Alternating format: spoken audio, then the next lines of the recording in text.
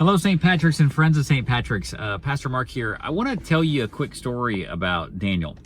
Maybe it's not a story you have typically heard, but in Daniel chapter 10, Daniel is kind of just overwhelmed spiritually. He's got a tremendous amount of anxiety, and his heart begins to turn to the Lord. And you see, outside of the chapters of Daniel about the lion's den and his friends going into the fiery furnace, you see a man who is spiritually and uncannily aware.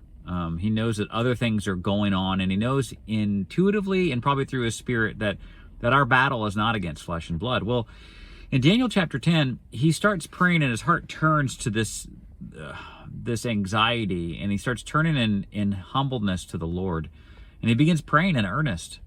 And it says that Michael, the angel, comes and speaks to him and reveals to him what's really going on. But here's the thing. It says that it takes Michael 3 weeks to get to Daniel because he himself has been in a battle. And I think it's such an important note for us that in our prayer life, that the unseen be taken into account. Like when we struggle with our own prayers and we think, where is God and why is he not answering our prayers? It's important to know and to be aware of that there is unseen things and forces happening that could answer any number of those, that question in any number of ways, I guess is what I'm saying. And what we really wrestle with is trusting in the Lord that, one, he is answering our prayers, and maybe two, that he's concerned that much about us.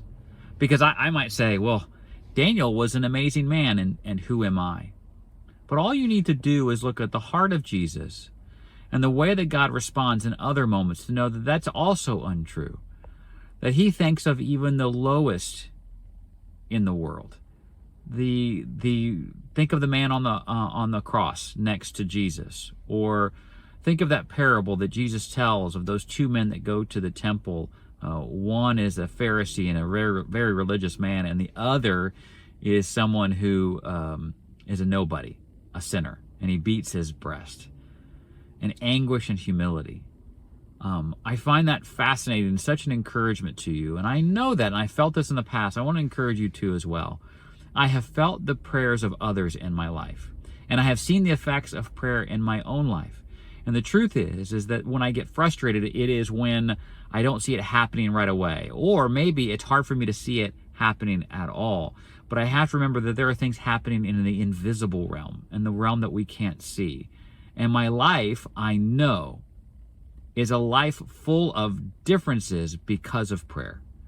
That is where our faith is. And I want to encourage you to press into prayer. Continue to do that, and don't give up on it. Take those things into account. I just think that's fascinating. 3 weeks, isn't it?